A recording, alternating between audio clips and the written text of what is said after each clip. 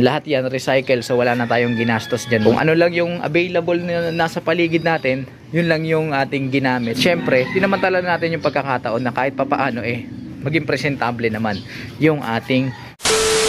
Yo, what's up mga kalapatids? Isang magandang umaga sa inyong lahat. Welcome back dito sa ating channel, Chocobolof TV. And for today's video, samahan ninyo ako sapagkat i-update ko kayo sa kalagayan ng ating mga mahihinang nilalag na ito, bargain pa rin hanggang ngayon dahil wala pa rin tayong flyer slope. Kaya andito pa rin sila mga kalapatids, nagsisiksikan sa maliit na hawlang ito. Samantala, ito mga kalapatids, yung update sa ating dalawang ibon na may singsing ng SDR. So ayan, tumutuka na. Pwede nang iwala ito para maipahinga na natin itong ating mga breeders na ginamit. Ayan, ang lakas na kumain itong isang ito. Ito yung mahihain Ito yung mas aggressive. So malamang possible calf to. Ito possible hen. Pero ito napakaganang kumain. Marunong na. So pagka nagawa na natin yung ating flyer slope ay diretso walay na yan mga kalapatids. Samantala dito naman tayo kay Angel mga kalapatids. Pansamantala na natin nilagay dito sa ating vegetable tray. Ayan wala kasi tayong kulungan. At meron na siyang itlog at normal na yung size ng itlog niya. So most probably magiging okay na yan. Hindi na kagaya ng nakaraan na basal na sobrang liit. Tapos hindi rin naging maganda yung resulta. Ilang araw pa lang yung itlog niya mga kalapatids at hindi pa natin nakikita kung fertile yan. Pero siguro saka na lang natin titignan pagka itatransfer na natin siya dun sa ating breeder's cage mga kalapatids. At sana magbuga ng maayos na inakay yung ating pambatong si Angel. Ayan, dito natin sila balak ilagay, si Angel tsaka yung pares niya.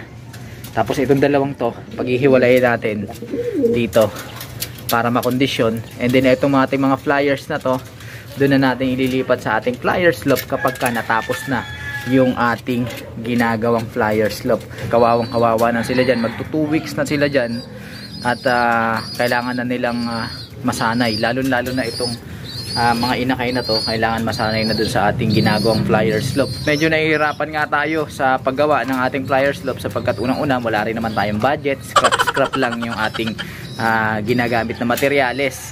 Kasi nga, alam nyo na, mahinang nilalang lang tayo. At the same time, hindi rin tayo ganun kagaling sa mga skilled works sa paggawa ng flyer slope. Pero kahit papaano naman pinipilit natin yung ating buong kayang magagawa o yung ating best sa ating mga ginagawang project. Pwede na! At ito na nga mga kalapatids, ipapakita ko sa inyo yung ating nasimulang gawin. Ayan, napinturahan ko na, may primer na. Aviary mga kalapatids, sa pagkakataong ito maliit lang kasi ayoko naman magsayang ng spasyo. Ito, ayan, yung trapdoor mga kalapatids. Ayan, makikita nyo, eto recycled lang to, yung ating mga steel matting doon sa kanilang ginagamit noon. Tapos ito, yung dingding, wooden wooden paper, parang karton na na kahoy mga kalapatids, sobrang tigas. So para siyang kahoy na rin na plywood.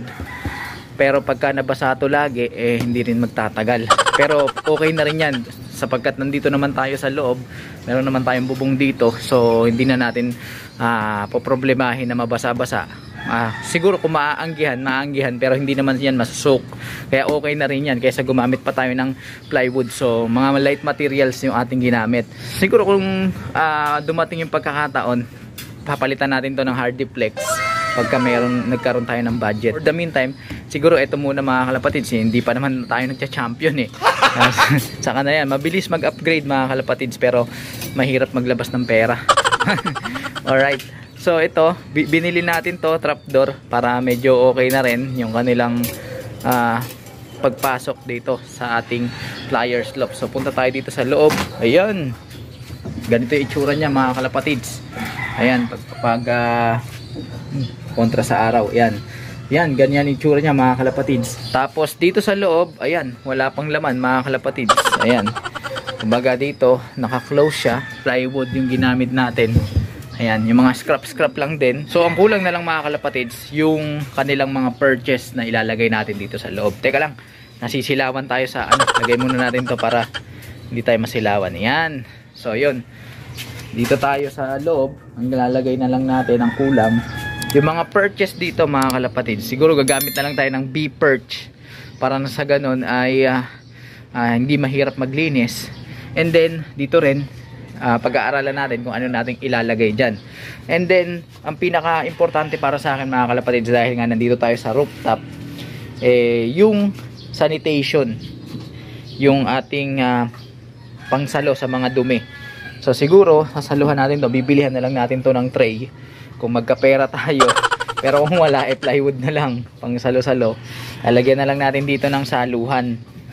Tapos etong nasa ilalim, ikita nyo kung hindi ako nagkakamali, 2 yata sukat ng butas nito. So medyo malaki. Pagka nagkamali sila ng tapak, ayun, pwede silang lumusot. At the same time, kung may papasok na pusa, may aakyat dito, pwede silang madali mula sa ilalim. Kaya lalagyan na lang natin yan mga kalapatids na kanubi ng chicken wire, o kaya yung parang maliliit na screen. Ito, meron tayong scrap dito. Ayan, yung mga pinaggagamitan natin. Pwede rin to. Basta gagamitin natin yan. Pasensya na kayo, tambak pa rin dito dahil nga hanggang ngayon di pa nahahakot ng maghahakot yung mga kalat dito. Kasi nga nag-ayos nga kami. Ayan mga kalapatids, update tayo dun sa bubong. Ayan, magpipintura pa ako. At the same time, magpipintura din ako dito. So yun ang aking gagawin sa araw na ito mga kalapatids. Pipintura tayo maya maya lang. Nagwa-warm up lang tayo at ina-update ko lang kayo. Dito naman sa bubong, ito mga kalapatids, siguro yero na lang. Pero naglagay pa rin tayo dito ng yung parang wooden, yung wooden paper na parang karton. Para nang sa ganun, pag ganitong mainit, hindi sila matutusta mga kalapatids. Kasi kita nyo naman, ayan, walang insulation yung ating bubong. At kapag nandito sila, maiinitan sila mga kalapatids. Kaya ang ginamit natin, yung mga materyales na hindi naman nag-accumulate ng heat or hindi siya nagkakandak ng heat. Yung singaw, yung heat na galing dito sa paligid, gawa nga nitong ating bubong, ginawa na lang natin ng paraan. Ito, insulated. Dodoblehin natin to ng yero. Ang importante ito, hindi sila maiinitan. Kasi kinan nyo, pagka nandito sila sa loob at kulob, tapos mainit, metal pa to, yung gagamitin natin dito sa bubong, yun, matutusta sila. Makawawa naman, may initan yung ating mga ibon. Yung paligid, plywood, para na sa ganun, neutralize yung temperature. Kung mapapansin niyo sa ibang bansa, lalo na sa mga nasa northern hemisphere o yung mga malalamig na bansa mga kalapatids, ayun, gumagamit sila more on kahoy para nga nang sa ganun ay ma-neutralize yung temperature kapag ka malamig. So yun mga kalapatids, so dito ang kulang na lang natin yung pinto. Ayan. So ang bala ko dito, sliding na lang sana. Kasi ayoko na yung binubuksan. Takaw spasyo pa pagka bubuksan. So sliding na lang gagawin natin. Pag-iisipan na lang natin kung anong magiging plano dito sa ating flyers slope. So far mga kalapatids na kanubi, ang ganagastos pa lang natin dito sa ating flyers slope ay eto, yung pang trapdoor natin na binili. Sapagkat tinatamad na tayong gumawa or mag-customize pa. Then lahat yan recycle, so wala na tayong ginastos dyan mga kalapatids. Kung ano lang yung available na nasa paligid natin, yun lang yung ating ginamit. At syempre, sinamantala natin yung pagkakataon na kahit papaano maging presentable naman yung ating baratang kulungan. So yun mga kalapatids, yan muna ang update dito sa ating baratang kulungan at maging dun sa ating mga alagang maihinang nilalang. At patuloy ko kayong i-update sa mga susunod nating vlog. Pasensya na kayo, medyo naging busy lang tayo, tapos nagkasakit pa tayo, kaya hindi tayo nakapag-upload at nakapag-edit ng video. Pero sisikapin natin sa mga susunod na pagkakataon na patuloy tayong mag-update dito sa ating munting tambayan. Kaya kung ikaw na nanonood hindi ka pa nakapag-subscribe, naku, mag-subscribe ka na. I-hit mo na ang notification bell para nang sa ganun updated ka sa ginagawa nating kwentuhan. Huwag mo kalimutang mag-like, comment, share kung nagustuhan mo ang video at pakisuportahan ang ating Facebook page sa pamamagitan ng pag-follow para sa tuloy-tuloy na kwentuhan, nakapupulutan ng mga kaalaman. So paano mga kalapatids? Hanggang sa susunod nating pagkikita. Paalam! Ayun! Alright,